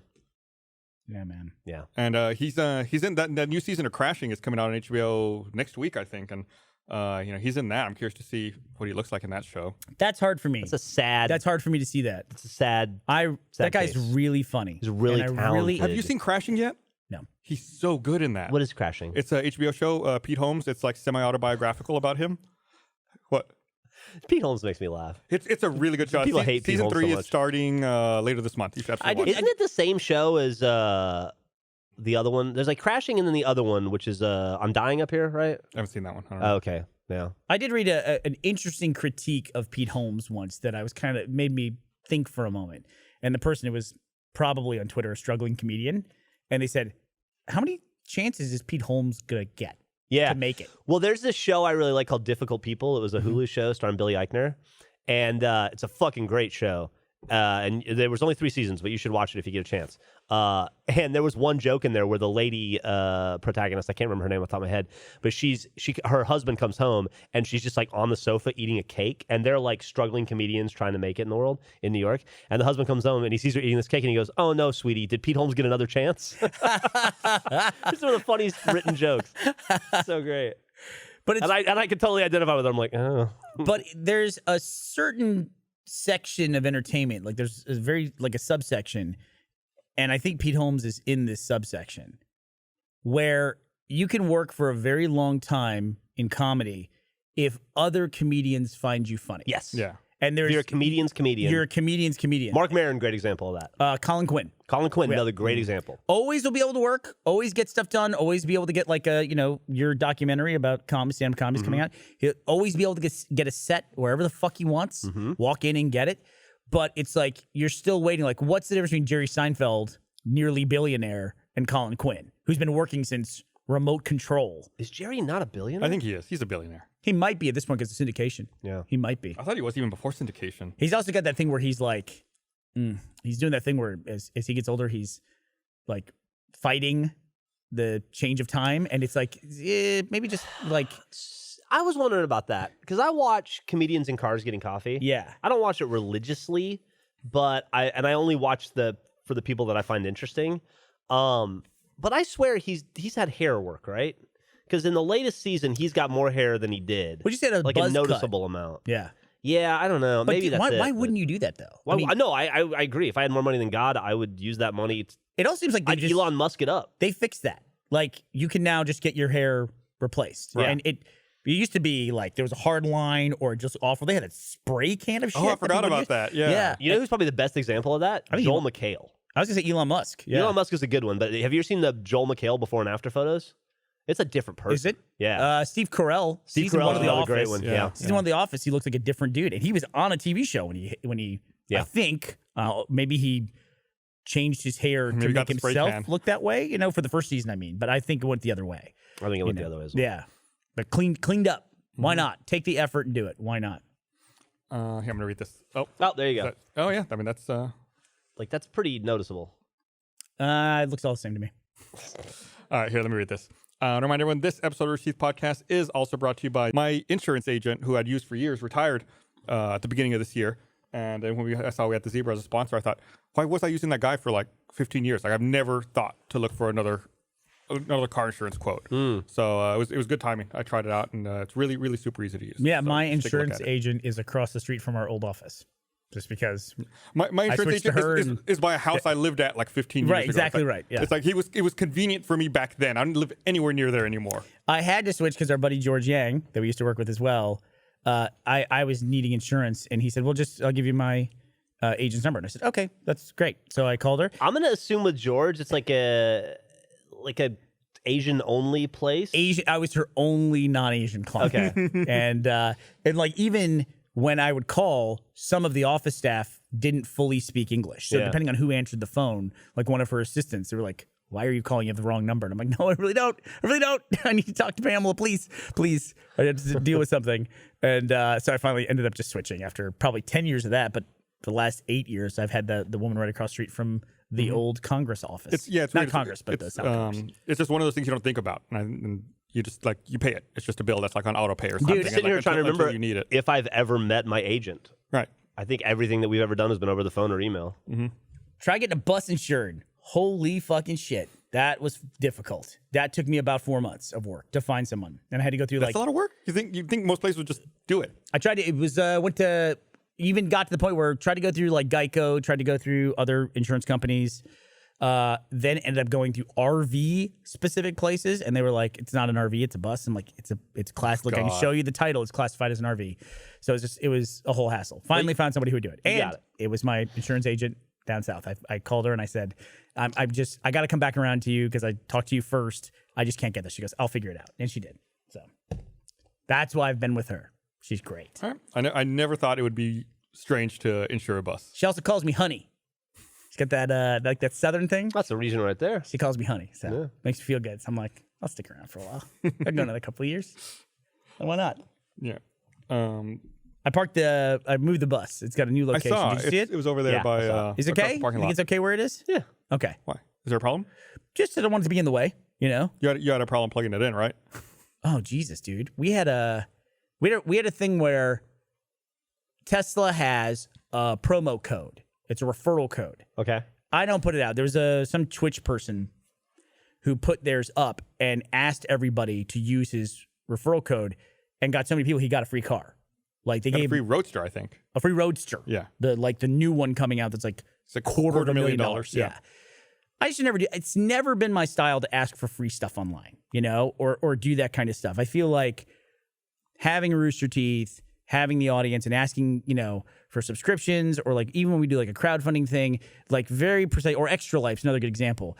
That's what I'd prefer to ask, like very specific things like that. And we've said this before where we don't even ask people to like vote for us for awards. We've done it like once or twice, I think, in 15 or 16 I think years. we have done it a few times, but not often. It's very precise. But that being said, we have the opportunity to ask people to vote for us in an award about once every 2 weeks. You know what I mean? Because there's always some award show where they want you to go to your audience because they're basically just promoting. Publicity. Yeah, you're promoting that thing. I just don't like asking for that kind of stuff. But when people have called me and said, hey, I'm going to get a Tesla. Don't you have a referral code? Can I use yours? And like a handful of people did that. Including a couple of people at the company who bought one. And I got high enough on some list where they sent me a wall charger, an Elon Musk signed wall charger. But I didn't want to install it at my house. It's a black one. Normally the ones that they sell in the online store are silver. They're silver. The limited edition Elon Musk signed one. And so I said, Matt, I don't know how much longer I'm going to be in the place where I am now. I have a feeling you're going to be in your house for a long time here. I'm just going to give this to you, install it at your place. He ended up not doing that. And then when we are all moving into the new office as a nice gift, he then, because a lot of people like Gus and Jack, like you said, Jordan, Carrie, have Teslas now. He had the wall charger installed on the outside of that building and plugged in like right there. Anyway, this is all leading up to the guy who installed this thing. Electrician is one job that I want to trust the person doing it. Yeah. It's an invisible thing that can kill you or set your building on fire. There's so much stuff wrong. Gus had to go through and troubleshoot the Tesla charger and show like the switches the guy had wrong to where it was only putting out 12 amps and it should have been putting out 40 amps. And then mine, when I went to go plug in my bus, he'd put the plug on upside down and John Mace had to flip it back over. So I was saying to Gus, these are all the things we see. Who the fuck knows what else is wrong that we can't that's see a good behind call. walls? Yeah. The calamity that's going on behind the panel. I hate that. Like, you know, the couple of places I've lived at and I've owned, it's like you start to wonder, like, why is this thing done this way? And you like take a electrical plate off. You're like, okay, I can fix this, but now I see there's another problem. This was the reason that this was this way. Like, it's going to take me a couple hours to fix this. You fix this, like, oh, now that's uncovered this other problem. It's like you're just like pulling at a thread where just like one thing leads to another, leads to another. It's kind of like that working with Michael because, you know, he was an ex-electrician. And anytime we're doing stuff that involves electricity around the office, he'll just be like, go plug that in. He'll go and he'll be like, why the fuck did they? Hold on. He start taking stuff apart and he's like, man, this is really shoddy electrical work. That's not my job anymore. Fuck it. It works. But he runs into stuff all the time where he's like, well, that's backwards or that's wrong. And apparently it's just fucking common. Or he might be from that school where the first thing they teach you as a contractor is to walk into somewhere and go, the last guy did this completely wrong. That's what every fucking contractor says. But I believe it because every time they're like, unscrew something, they it's should wrong. not have done it this way. This is all fucked up. Look how they got this routed this way and that way. And you're like, oh, well, this guy knows what he's talking about because he's correcting someone else's work. Then 2 years later, you get somebody else in and they see that guy's working like, this guy did everything wrong. It's the first thing everybody says. It could also be code always changes. It's like, yeah, that used to be a code. Now the code's different. Yeah. I feel like they change it all the time just to fucking change it. I actually had a dude when I think I told the story a while back on our podcast. I don't know if I have told it to you guys, but where my apartment flooded and Millie kept it from me for a while. Yeah. And I had to have all my shit fixed. And the guy, when he was fixing it, he came in, he was fixing the plumbing, and he did a thing where he goes, is this how they made the whole building? This is bullshit. And I go, what? And he goes, dude, every apartment should be having a flood like yours. This is ridiculous. This place is like, he was like, I would get out of here. And I'm like, oh, fuck. And he's in there fixing it. And then at the end of the, like 20 minutes later, he came to me and goes, hey, I just want to let you know, I was wrong. They had some new stuff I've never seen before, and I figured it out, and it's super smart. And I didn't know that this thing worked this way now. And I took pictures of it, and I'm going to go tell everybody in my office because this is awesome. Huh. And he goes, he goes, I take it back. Your apartment complex is built really well. Wow. Yeah, Okay. I was really surprised by that. And I was like, oh. Well. He made a point of seeking me out and going, listen, I was wrong. That's a rare thing. Yeah. I did that once. We did a business deal, and the agent we had at the time was telling us, I guess, I really think it's a bad deal. I was like, no, but everything lines up and it's going to take too long with these other guys. So we're just going to go to this direction. He goes, well, it's your guys' choice. He goes, I feel like I've said my piece. And if you want to do it that way, of course, the fucking deal went nowhere, fell apart and everything. I called him back 6 months later, called the agent back. And I said, hey, his name. I said, I just wanted to call and tell you that this is the thing from a few months ago that you told us, it didn't work out, and I just want to call and say that you were right. And he goes, let me sit down. He goes, this never happens. He goes, nobody ever calls an agent back and says, in Hollywood, and says, yeah, I was completely wrong, and you were right. He goes, I'm going to relish this. I'm going to put my feet up. Hold on, let me turn the tape recorder on. Please say that again, clearly. Is that your name at the beginning? I was going to say, when you were telling that story, I was going to say, I've never had the contractor that's come and go, this was amazing work. Yeah. How did this fall into disrepair? They did a great job with this. Never heard that once in my life. Well, I guess if you're calling, like you said, if you're calling someone to look at something, it's already broken. There's already something fucked up about it. You're not calling them to admire the great work that was done. I know, but it is funny. You could have a guy, I had a guy working on my deck, and then he saw the roof and goes, your roof's completely fucked up. These guys, and then the roof guy came and was like, your gutters are terrible. It's like, it's just all a big racket. They all know each other. It's just a fucking circle. It's like the Tesla referral. They each get referral points when they bring another contractor in. They're going to get a free fucking wall charger. Are you guys having a good 2019 so far? I think so. Man, it's been busy. Mine's been fucking great. Yeah? And I almost hate to say, because there's a new thing towards the end of the year when everyone's like, I just have to get out of this year. It's been the worst year ever. And maybe I only just see that stuff. And I know I certainly stay quiet when people are saying how horrible things are going. I don't like to say, I'm doing great. Everything's fine. But yeah, I'm so fucking jazzed about 2019 all across the board. I'm super excited. How did you feel about 2018? I felt fine. 2018 was a difficult year, personally. Yeah. But it's also a really good year personally for me. But it was professionally the best year of my life. I'm hoping 2019 is better in all fronts. It's starting off really well. Achievement Hunter's been super slammed already. And you're going out. We're doing a tour in Australia in 4 days. It's no joke. We do the community event the day we land. There's not a moment off. Yeah. That's brutal. And we're still filming. We're doing a bunch of filming stuff to have Michael and Lindsay so they can kind of participate in it. And we've been so busy because we just filmed all of the clubhouses for season 2 of Haunter this week. I'm filming something with you guys tomorrow, actually. Some sort of a promo thing. Oh, are you gonna be in that? Yeah. That'll be cool. Yeah, I said yeah. And but it feels like every day there's been of 2019 thus far, every day there's been a holy shit, we got to get this done immediately. It's already late. Kind of we're starting. I feel like we're starting off 1 foot behind, but we've hit the ground running. I'm scared to see how I feel at the end of 2019 if it stays this busy. You got to make the Sexy Jeff calendar for 2020. People want a second round of the Gus calendar. No, they want. And I think that they deserve it. You've ever been in. You've deprived the people. I'm going to be in even better shape too. By the time you shoot the calendar? You working out now?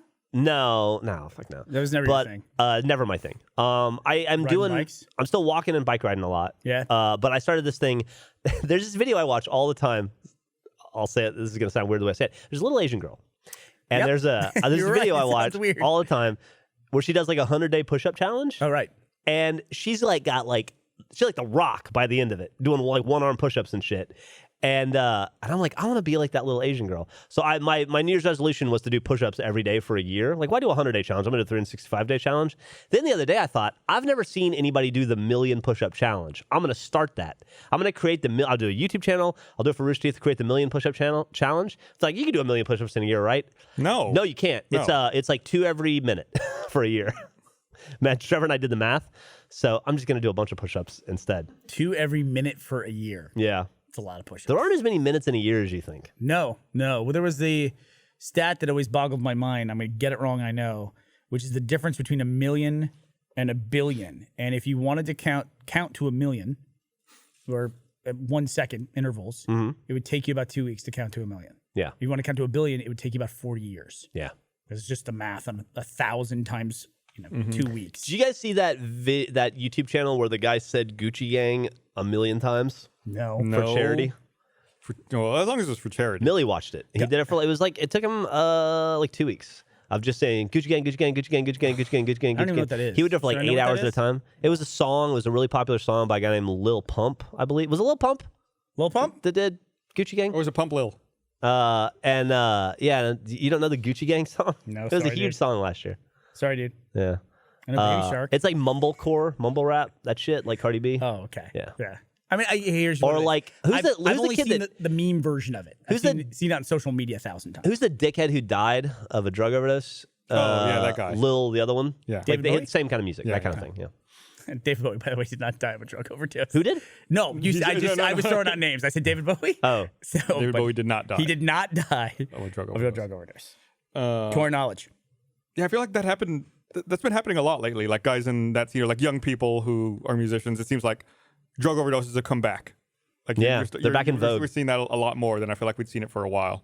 What was it? The stat I read the other day that Americans are more likely to die from an opioid overdose than from a car accident now. Is it true? I saw that too, actually. I saw that too, yeah. That's like That's a fucking crisis, dude. Yeah, That is a sad state fucking crisis.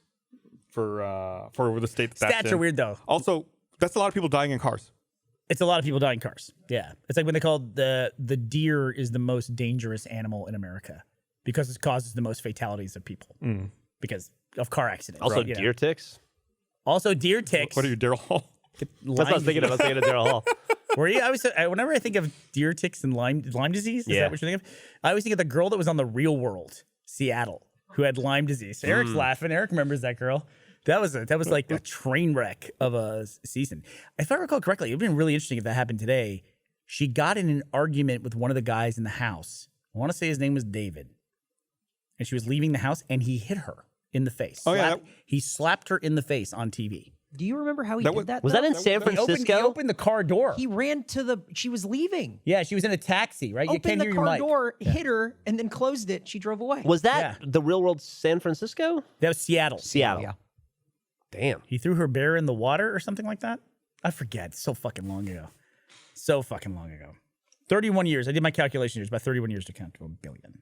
31 years? Yeah, 31 years to count to 1 billion. So a year to 1 million, 31 to 1 billion. No, 2 weeks. 2 weeks to 1 million, 31 Yeah. years to 1 billion. 11 days to get to 1 million. How much to count to Jeff Bezos' net worth? Pre or post divorce? What'd you say? How long did you say? 30 years? 3 years? What'd you say? Yeah, 31 years. 31 years to do a 1 billion times what? 65? Yeah, long time. Think about that. If you had to count, if they said just start now, start counting. We'll give you $1 for every number you get. However, how you get, that's how many dollars we'll give you. How far would you make it? Like, would you? I mean, like without stopping, without sleeping or anything? Like you get to 5 million. You have $5 million. That's enough. But you've spent like 10 weeks? already 10 weeks. Would that be 10 weeks? Well, you said 11 days. Yeah. So you get to 10 million. You're like spending months on this. At what point? But the next second you just make another $1 if you just keep it going. You know what I mean? That seems like it would be like some kind of all like that endurance. some kind of fable, right? $1 million, You know? but you got to count it. Some moral lesson. And it's like, you never can spend the money because you can't give up the greed. Can't spend it till you count the whole thing. Right. Yeah. You just sit there and count it. I always thought about that. I remember when they were stopping Friends and they were all making $22 million a year. It's like, or $1 million an episode. Essentially, it's like, how do you like not make $1 million for 2 or 3 days work? How do you stop that? Do you remember the first people to make $1 million an episode? I don't think it was them. Wasn't it Friends? No, I think it was Mad About You, right? Helen it was Hunt and Paul Helen Reiser. Hunt and Paul Reiser were the first people to make $1 million an episode. Wow. And then very soon after that, the Friends cast did. Yeah.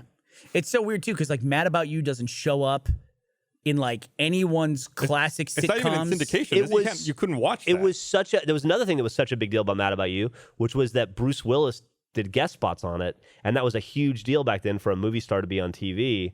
And before, it was obviously before 24 and all that stuff. But that show at the height of its popularity, and it's funny you mentioned that, because I think about Mad About You a lot. It was easily the most popular show on television, and it was a big fucking deal, and everybody loved it, and there was the whole thing about Helen Hunt and Hank Azaria being on it together, and they were married, and that whole thing. And then that show went off the air, and they did that trade-off with Seinfeld where Jerry took over the house or the apartment from Paul Reiser, and then it's like it never existed. I think about this with books a lot. Like, what is it that makes something endure time? Like I was watching Fletch a while back. I was showing it to Millie. She was homesick, and I thought we'd have like a comedy education day. So I showed her Fletch. She fucking loved it, and I was reminded that it's a novel. So I bought the Fletch novel and I read it, and then there's like 10 of them. It was like a book series, and so I was reading about it, and it was one of the only. It was the first novel ever to win this prestigious award. I don't remember which one it is. It wasn't like a Nobel Prize or anything, but Nobel Prize or not one. What's the other one? Not Nobel. I get them confused. A Caldecott Medal? No, the other Pulitzer. But it won this award, and then the sequel won the award again the next year, and it's the only time in history it had ever been done. And it was like reading about it in the 70s, in early to mid 80s. It was like a phenomenon, a cultural phenomenon. Everybody read the Fletch books. Everybody was excited about them when they came out. They weren't standing in line in costumes like Harry Potter, but it was like a big fucking deal. And I went to buy them all, and I couldn't even get them all on Amazon because they weren't all available. So I was able to buy them used and stuff, but I had to do like some piecemealing to get them. And I haven't read them all. I've only read a few. They're whatever. But nobody remembers that. I guarantee you can walk into a bookstore in Austin and buy more than one of those books probably. And it's like it never mattered. But at a time, it was like a cultural phenomenon for 10, 15 years. And for some reason, we still read J.D. Salinger, but we don't read Gregory McDonald's Fletch books. Yeah, I didn't even know who the name of the author. Yeah, why is that? Why does that one not endure when it had all that popularity and other stuff does? Mad About You is a great example. Or that show, I can't even remember the name of it, but it was a big fucking show. No, I would say Wings endured a little bit. That had what's his face, Richard Lewis and Jamie Lee Curtis. And they had that sitcom where they were in love, and that was a huge sitcom too. Yeah, that vaguely rings a bell, but I can't remember. And I bet Gus looks like he's looking it up. But so I can put this in perspective because I just watched Anything But Love. Anything But Love. Yeah, that's it. I was watching, having JD watch movies that he hadn't seen because I was realizing all the movies that he kind of missed out on. Yeah. That why would he have seen them? Because they were made way before he was born. Like we just watched the 1980 Flash Gordon. It held up surprisingly well. Great fucking movie. It was campy at the time, but like the effects and everything, it's like it did okay. You know, because I think we're watching it in 4K. But as part of it, we watched The Matrix, and then he was like, oh yeah, because he kind of saw him when he was a kid, kind of remembered it. So he watched it. He goes, yeah, that was great. He goes, and there's 2 more of them, and Ashley and I both went, nah, don't worry about it. You know, it's like. But then I watched Matrix Reloaded. I haven't gotten to the 3rd one yet, and I was thinking about this. I was thinking like, if those Matrix sequels had been any good, like had done pretty well, they probably would still be making Matrix movies every couple of years. Oh, yeah. Like Star Wars movies. But it was just like, they just made 2 sequels that were either too heady or too philosophically inaccessible to broad audiences, and people just didn't care about it anymore. But why does that property not get to continue? Because There've been a lot of talks about like rebooting it or starting over. That's a great example of, and there's all those stories about how they didn't really write the first Matrix, and that's why 2 and 3 were shitty. I think they threw that out. They threw that, whatever. Yeah. I don't know if any of that shit's true. That's just what I remember reading about. But A woman sued him. Another example of where that went right would be Mission Impossible. Came out around the same time. First Mission Impossible movie was super successful. The second one, the John Woo one, did fucking terribly. It was panned. You and I saw it together. I remember you and me and Manny Arroyo and a couple other people from TNI. We saw it together at Metropolitan, which is gone, I think, now. Oh, is it? Yeah. And the Barton Creek Cinema's gone. I think they bulldozed that fucking building, which is another weird thing. I never go down there. Yeah. I remember when they built that theater and it was new. It was like brand new. The Yeah, nicest theater in Austin for a while.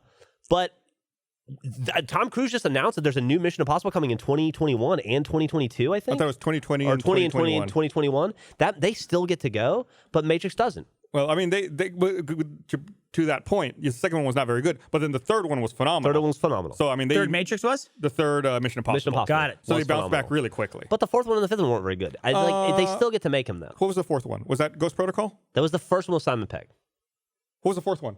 It was the first one. The fourth one was the one where you had to walk down the hallway and they had to be invisible and they had the shield stuff. I don't remember what it was called. I thought they were all good. The only one I'm really not crazy about is Ghost Protocol. But I thought latest one was phenomenal. Rogue Nation and Fallout were Rogue amazing Nation, I was together. like, eh. Rogue Nation, I loved Rogue Nation. It was my Fallout favorite until was Fallout great. came out. You know what's funny though to me about Mission Impossible is the people I associate with that franchise. First and foremost, Mission Impossible, I think of Tom Cruise. Yes. Second person I think of. Who's the second person you think The of? second person you think of, I'm going to guess. Yes. Is Emilio Estevez. He's in it for 5 minutes. I don't know why, but I think you think of Emilio I'm Estevez. obsessed with Emilio Estevez in the first Mission Impossible because it was like they made a big deal about him being in the cast and he dies in the first 5 minutes. And then it goes on to become this gigantic fucking franchise. I would say he's got to be pissed about that. He has to be. I would say for me, it's probably Ving Rhames or Alec Baldwin. Yeah. Alec Baldwin? Alec Baldwin was More than Simon Pegg? phenomenal in those. Ving Rhames been around all the throughout. Ving Rhames wasn't in one of them, though. That's another one. He was just not in that they fourth skipped or him fifth in movie. one, Yeah, so bizarre. But and you could also make the argument that Mission Impossible was an existing franchise. It was a television show in the 60s. It was but kinda nobody dead that by watched then, those yeah. movies Great knew fucking that theme or song, dude. Remember that. Yeah. That Mission Impossible theme song is fucking great. Yeah, it really is. Great. I mean, there's a lot of hokey stuff in it too that I just like. That's staples of the Mission Impossible franchise, like the, Well, they even the started message that self-destructs. I always find that so hokey, but I still They start making fun of it now. It's like, what, y'all are playing like Halloween with all these masks? And Right. It's like, Yeah.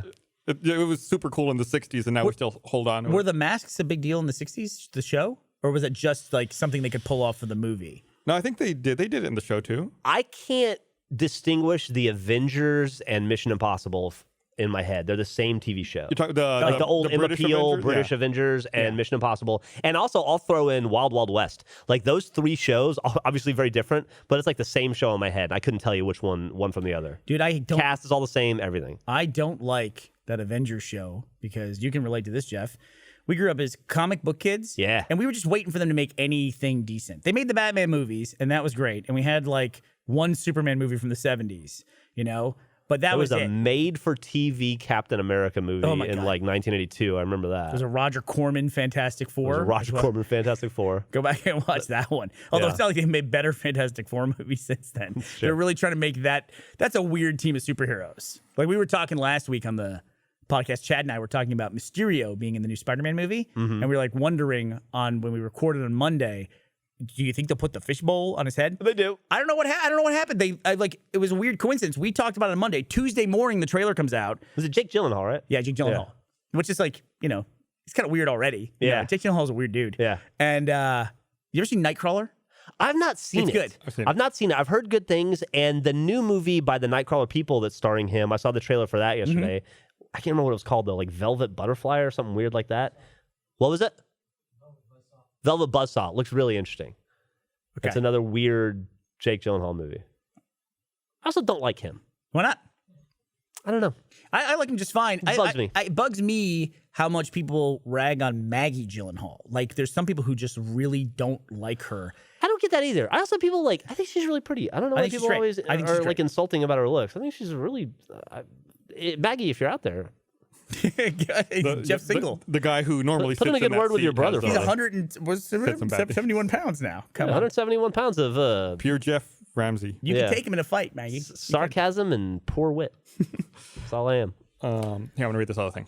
People are bitching about spoilers in that Spider-Man trailer, though, which we'll get to in a second. Yeah. I want to remind everyone this episode of Receipt Podcast is also brought to you by. Would you ever consider coming in and doing a guest ad read on Off Topic? Sure, I'll do it Okay, whenever you want. sweet. I'll Thank you. I'll say whatever you want. Just do the re-recordings that they have to do Just re-record all mine. of every single ad they ever have to read. So I pulled this up. Do you know who that is? That's It's George Clooney and the guy from Curb Your Enthusiasm. He's from Mad About You. Yeah. No, that's not the guy from Curb Your Enthusiasm. You're thinking about... No, he's also in Curb. Oh, is he? Yeah, Okay. he is. So He's in the Super golf Dave. episodes. And Super Dave's dead. Bob Einstein. But By the way, I didn't learn until he died that he's Albert Brooks' brother. I didn't know that either. It's like, what a weird... That's how I found out. fucking serious? Albert Brooks' real name is Albert Einstein. are you fucking serious? Yeah. He's so much funnier than Albert Brooks. Yeah. I grew up. I don't know about You didn't like defending your life? Albert Brooks is funny. I've never seen Defending Your Life as an adult, so I don't know. You like Good Place? Yeah, I do. Good Place I do. draws I know. a lot of And inspiration from Albert Brooks is another one of those dudes. Talk about comedian. There is not a comedian or comedic actor over the 40 who doesn't worship Albert Brooks in much the same way people feel about Gary especially Shandling. comedy writers. Yeah, people fucking love Albert Brooks, and I don't. I just am ignorant of him because he was popular when I was a kid. Like guys like Dudley Moore and Albert Brooks, I remember them because my mom was into them, but I don't remember anything about him. Yeah. But I fucking love Bob Einstein. That dude was awesome. Super Dave was the shit when I was a kid. You would be a tough sell for you to tell me that Super Dave is funnier than Albert Brooks. When you're fucking 10 years old and Albert Brooks is doing heady God humor and you watch Super Dave get blown up by a rocket, it's way funnier to a 10-year-old. It's like watching Wile E. Coyote in real life. With a dummy. With a very clear... That makes it even funnier. Do you remember Ragdoll? Where did you first see him? Letterman. Okay, I first saw him on there was a Showtime talk show. I remember that as well. Bizarre. Yeah. Do you remember that? Mm-hmm. What was that show? Or the guy that hosted that? Whatever happened He would to that have thing? specials and stuff on HBO or Showtime. I remember that. He reminded me like an American Benny Hill a little bit. But this guy in the picture that I showed you is Richard Kind, and he was on Mad About You. Yeah, Richard Kind, that's his name. And he has one of my favorite stories of all time because he's apparently really good friends with George Clooney. They used to live together when they were broke actors. And George Clooney he's got a trait that I love, which is he likes to play practical jokes. I think practical jokes, well thought out ones, not just like walking up and slapping somebody. Well thought out practical jokes are such a sign of affection to me. Like you care so much, you're gonna do something over a long period of time to torture someone. Thank you for saying that. Why? Because I agree. When I torture people with jokes and practical jokes and stuff, and it's because I love them dearly. It's true. Yeah. And the people that you don't care about, you just ignore. Yeah. Right. I agree. It's the only way. It's how I show affection. Then you'll appreciate this. Richard Kind, when he lived with George Clooney, you probably already know the story. He had a cat. And so George Clooney woke up every day for a month at 4 a.m.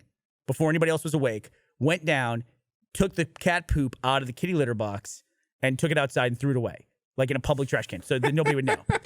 And so Richard Kind was eventually said, my cat's not using the litter box, but it's not using it anywhere else. And he's worried about his cat, but they were broke actors, so he's like, I'm going to take it to the vet or whatever. So after a month of that, George Clooney paid off the joke by woke up at 4 a.m, went to the litter box, and took a huge dump in it. And Richard Kind freaked out about his cat taking a human-sized poop. And I just love this, once again, nearly billionaire, or you might be a billionaire now with that fucking tequila company. George Clooney, just imagine him starting off his career, he's huddled over. Dumping in a kitty litter box. He's made a ridiculous amount of money just off of those Nescafe commercials. Did you hear the story about that tequila brand? He brought that tequila brand up to $1 billion of valuation in 4 years, dude. That's crazy. What is it, Tres Amigos or something? Did you hear what he did with all of that Nespresso money from when he started? The reason he did that? No. It sounds I already super made weird. some $10 million or something crazy. The reason he started doing the espresso ads, he took all that money and used it to fund a satellite that stayed over South Sudan to monitor war crimes and people in the area. And he would do the Nespresso commercials just to pay for a satellite. That's a better human being than I am. It's that's unbelievable that to have that level of influence and wealth. You think the brand would try to push that as much as possible? Kudos to you, Mr. Clooney. That's true. Yeah. I'm not that good. Nor will I never would have thought that. Who's man, I wonder if I could pay for a satellite to sit in a region and just keep an eye on things and make sure everyone's okay. Nescafe is one of those things that I grew up as a kid thinking it was trash. Just not fancy. I remember. We're talking Nescafe, instant coffee? Yeah, this is the same thing. It's not the same thing. Nespresso is a fancy Keurig. Exactly Nespresso, right. No, you fucking nailed it. I know it is because when I was in Amsterdam, there was an Nespresso store. And when I was in Paris recently on the Champs-Elysees, there's an Espresso store. And you walk in and the machines are $1,000. And the They're very displays expensive. are gorgeous, though, because all the different pods. Yeah. They have 85,000 different pods. And they're K-pods, too. Yeah. It's but I remember Nespresso and Nescafe as a kid being shit that you would see next to Folgers. Nespresso and Nescafe are two very different things. I remember them both, though, I swear. Maybe I'm getting it wrong in my head. Usually it's the Nest that's throwing you off. It might be the Nest, but yeah. You're right. Nescafe was an instant coffee brand. It's not the same that thing must as be what I'm Nespresso. thinking of. Not the same because thing. I feel like I remember Nespresso as well. I would always get Nescafe confused with the international flavors. What was it? That tin where it's all the foreign coffee or whatever. That? Yeah. I think it was called International Flavor, International Delight. It's not international flavors. What was the Yeah. Do we still have it? What was that drink that we discovered that we had Postum. never heard of them? Was it? Or Postum? Postum. And it was like an alternative to coffee that was popular in the 30s, but then coffee just won out. It was like a buckwheat. Have you ever heard of that? Have you ever heard of this? No. Yeah. And they still sell it to this day. We Does were it have able to caffeine? We were able to order it off Amazon and everything. No, it's just like a hot brewed like- drink. Is it malt? I think forget it's what it was. malt. Is it good? We tried it. It wasn't bad. Wasn't bad. It's like coffee. But it doesn't have the caffeinated properties of coffee. I don't think so. Let me help no you out wonder with it something. fell Do you out. like to go to the coffee shop to get your coffee? Is that what you like to do? Okay. Yeah. I mean, I do it whatever. I don't care. I like he was talking shit about Starbucks. Starbucks fine. I don't care at all. But I do prefer. I'm really big into supporting local business and helping local entrepreneurs. Or like frequenting ahead. those places. Yeah. Like I do all my grocery shopping at Fresh Plus because it's a local chain as opposed to. Where's there a Fresh Plus in downtown? There's one at Clarksville. Yeah. Like on West It's Loop. on West. Yeah. Yeah, like right over by where Now's is and okay. like Zocalo. That Cafe was when and I all that. lived on West Campus Yeah. in college. There was Fresh Plus was all we had. So I do the majority of my grocery shopping there. I also have to go to Whole Foods for like some stuff. Or but HEB's local. HEB is local, but I'm just not close to. HEB is actually the furthest away from where I live. It's big. So it's like it's weird. Something gets actually, it's big. fucking- It's not Austin local. It's Texas It's local. Texas local. Trader Joe's is winning me over too with how fucking cheap it is. God That's damn, definitely not dude. local. I bought dinner and an entire week of lunch for Millie the other day for $22. That's like that doesn't get you a steak at Whole Foods. I guess that didn't get you in the door. It's the cover charge. Yeah, I know. The cover charge $25. Whole Foods. God damn. Whole Foods is ridiculous too. It's like I do like some of the stuff at Whole Foods, but then occasionally I want like a Coke, Diet Coke. Yeah. And Whole it's like Foods is great until you need batteries or any kind of usable cleaner or sandwich bags. Also, Whole Foods, now that they have the Amazon integration, all the Prime member, if you're a Prime member, you get discounts and stuff. And they have the scanner for you. But I don't know what it's like in the other Whole Foods, but the downtown main branch where I go, because it's close to where I live, your phones suck in there. And I spend 15 minutes in front of the thing going like, just load. And the people are always like, you should just take a picture of it with your phone and then just show us the picture. And most people do that. There's shit service in here.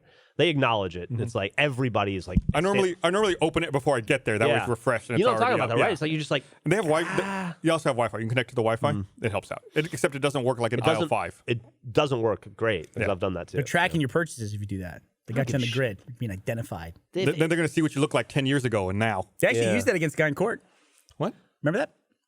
A guy fell in a supermarket and sued. And they used his club card. They could track all of his purchases. And in court, they were like, you buy a lot of alcohol, Mr. Jones. Why do you? Mr. Jones it wasn't Michael. Why did you ask about me where I buy coffee? Oh, because I was going to circle back to something. Now that you said the local business thing, I've steered away from it hard. Oh, okay. But you could probably do it with like Chameleon coffee. But I get the Starbucks cold coffee in the fridge. Yeah, the cold brew. And I nuke it for like a minute, and it's better than the coffee I make in my pot. Oh, honestly. really? Yeah. And the other thing too is I'm really sensitive to Jeff drinking coffee because he's taken one suggestion from me his entire life. One suggestion. He bought a coffee pot because I suggested it and it broke. So I like when Jeff talks about coffee, I get like a pang of guilt. I got a lemon. I got a lemon coffee maker from you. That's okay though. It was an Alexa-driven coffee maker.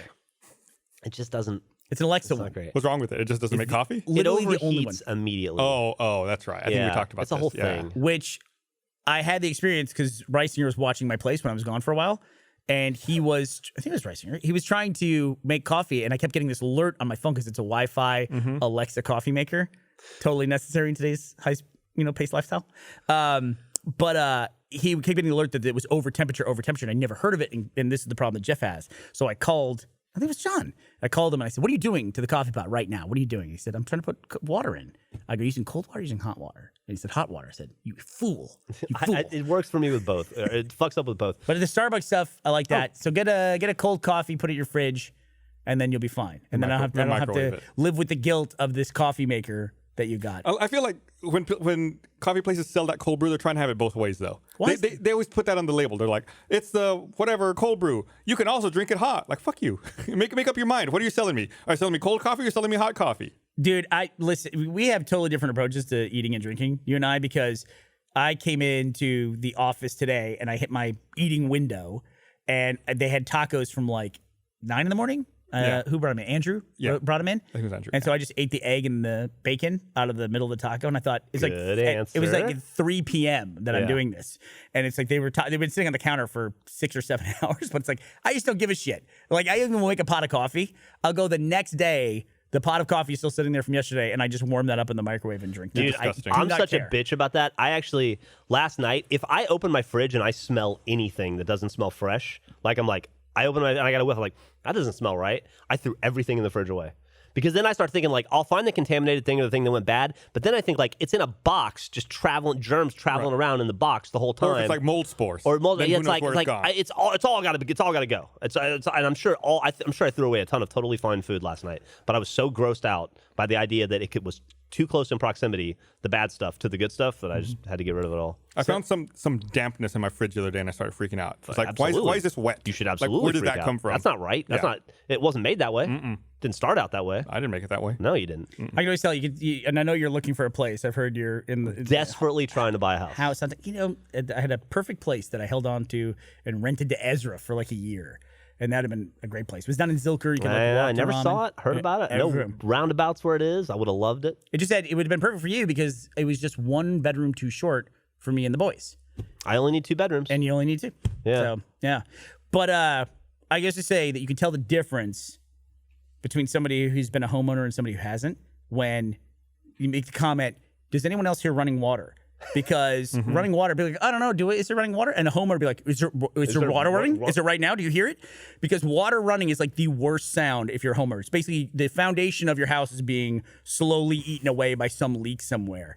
God, or homeownership something is is rotting right now as you're sitting here. It's kind of the reverse of like every time you say it, you get $1. Every time you count up, you get $1. It's like every second that passes that you don't find that leak, you're losing $1. Yeah. It adds up so fucking quickly. God. So fucking quickly. Yeah, it does. Did I ever tell you the thing that happened with Ezra was living in my place? Yeah. What the fuck? I got a like $1,800 water bill. I'm like, what the fuck is this? Run down there in the middle of the night because you go back and forth to LA, and I walk in the front door and I hear water running, and I go in, the first floor toilet is just running, and I just went like this, jiggle, and stopped at $1,800. You saved yourself $1,800. Or it's like I could have been saved $1,800 if somebody's just gone jiggle like that, but it didn't matter because Ezra was like, don't sweat, I'll just call City of Austin and take it off. I'm like, yeah, fucking good luck with that, and he did. You can't. That's impossible. No one ever does that. Here's how that went too. Ezra's like, I think I probably know a guy.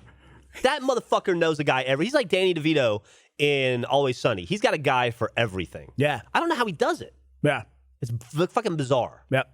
Yeah, one time when I was living in an apartment, my electricity bill was normally like $70 or $80.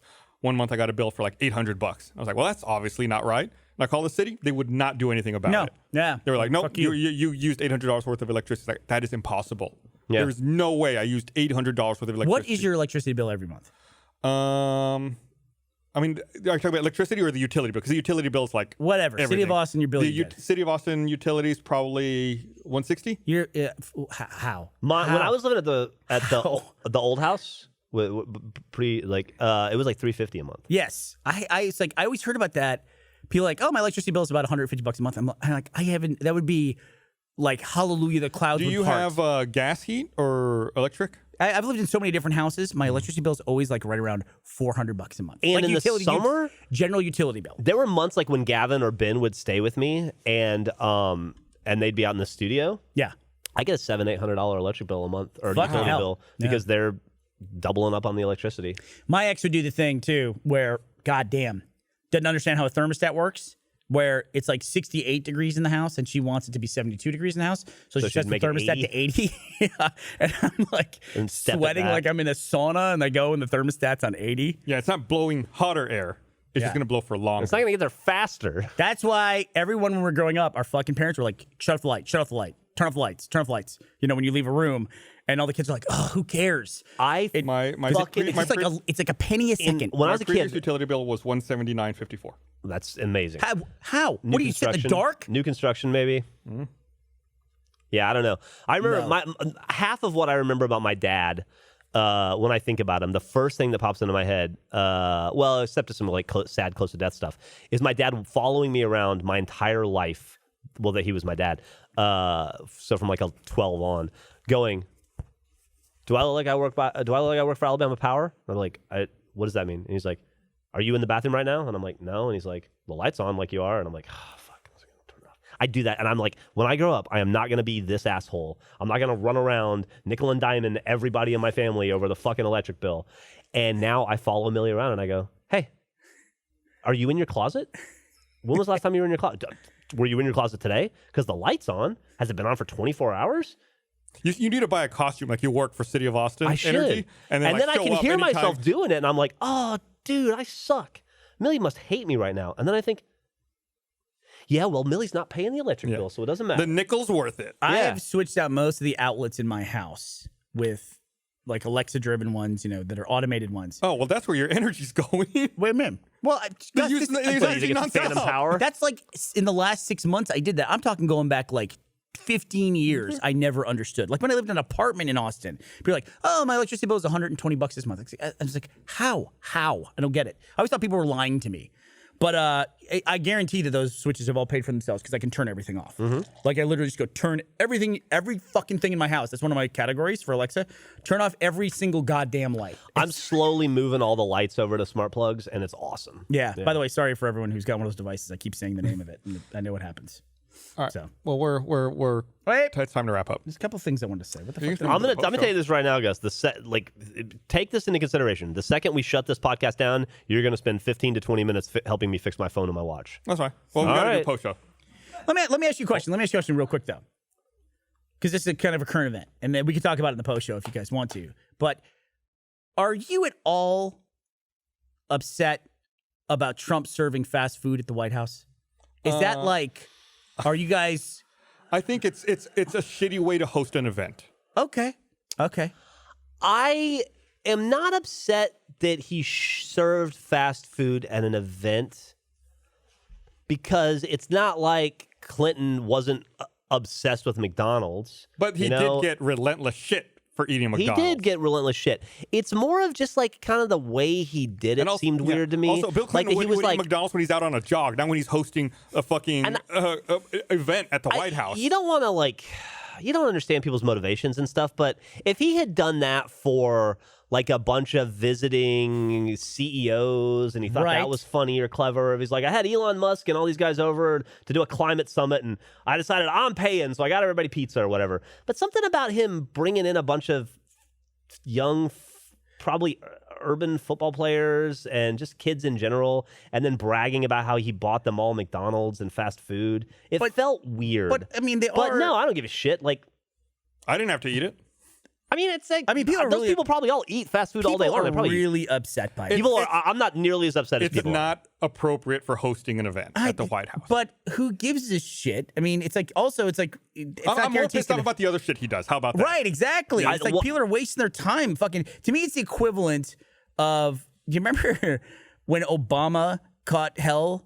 For wearing a tan suit? For wearing a tan suit. Jesus And Christ. people fucking lost their minds over the fact it was unpresidential that he wore a tan suit. Or when he put his feet up on the desk. To me, this is the same fucking category. Yeah. It's Or like, when he saluted the Marine wrong. I'll say this. these are 20-year-old athletes. There's college athletes. They're 20 or 21 years old. They go to the White House. They seen a Big Mac. They're probably actually pretty excited about that. We're going to feed them, what, escargot and stuff like that? Who gives a shit? Or feed them a fucking hamburger that gets made there. Or take it out of the box and present it. I don't know. If Michael Jones went to the Obama White House, he got invited there because who knows why. The world's going to hell. He would nug it up. Yeah. And Obama pulled out a bunch of Taco Bell and fed Michael Jones Taco Bell. Everybody would think that was fucking They would hilarious. be like, oh, Obama's like a man of the people. He's like Yeah. 8 years older than these guys. Look, I don't... And none of them complained about it. I think it should be pretty clear where... if you watch a lot of Achievement Hunter content, at least where my political leanings are... Xbox. But... Gems of War. Yeah. But I do think that we look for reasons to be upset with public figures and politicians, and we look a little too hard. And if you want to be outraged and upset with Trump, there's a lot of more important shit to be outraged and upset with over what he's serving at dinner. Right. Like, was it a little sketchy? Maybe. Who gives a shit? Was it stupid? Was it stupid? Probably stupid. Maybe it was stupid. Definitely. But is that what you should be pissed off about right now? Wasting your time complaining about it. Yeah. I think it's actually way more even damaging than that. because I have so many people that I follow. They spend all of their time, every waking minute, it seems like, railing on Trump. And we talk a lot about Trump too, because I don't like Trump. I don't like him. But if it's just, I don't. But I don't feel like I spend every waking minute talking about it. I get called out every time I talk about him on mic by somebody. So I pretty much know every time I've talked about him. And yeah, it happens fairly frequently because he's the president, but I don't spend every waking minute of my life doing it, which is what some of the people I follow on Twitter do. What they don't realize is that they are allies of Trump. They are proponents of Trump, and they don't realize it because the people that vote for Trump and people like Trump, they don't vote for him for his economic policies. They don't vote for him for foreign affairs. The reason they vote for him is he pisses off the crybaby liberal and snowflakes. Yeah. That's why they like him. And when you get upset about fucking McDonald's for college athletes, for 20-year-olds, who gives a shit? It also feeds that narrative. Then the Fox News can then go and very accurately report that all they talked about on CNN and MSNBC yesterday was what Trump fed football players, right? And not the issues and not the things that matter. And they broke in with breaking news to talk about Trump buying Big Macs when they should have been talking about immigration or starting the government up again or whatever that. And it to your point, it just strengthens his base. Yeah, it's like you're helping because that's what they want to see. It's not they like Trump; they don't like you. That's the problem in the country. Right. Trump is a symptom of that. He is not the problem. And it's them hating you. That's the fucking problem. They just want to piss you off. Exactly. And it's working. Yeah. And you fall right into it. And you play the part of like, I'm getting upset about unfollow him and complain about the things That's the thing matter. I'm always so surprised about when I see people. I would never in a million years follow Trump on God, Twitter. no. And I see my friends when they like retweet stuff and they reply, I'm like, why? I only know about him because of you. Yeah. Right, Why are you feeding this? Yeah. Like when I see people do that, it's like you're a part of the problem you're complaining It's about. like the old Treehouse of Horror. Just don't look. Yeah. Just don't look. Yeah. Absolutely. 100%. All right. Let's wrap this up. Also, Clemson's an ACC school. So let's just let's keep this grounded in reality. We'll see you guys They're next lucky time. they got saltines. Bye.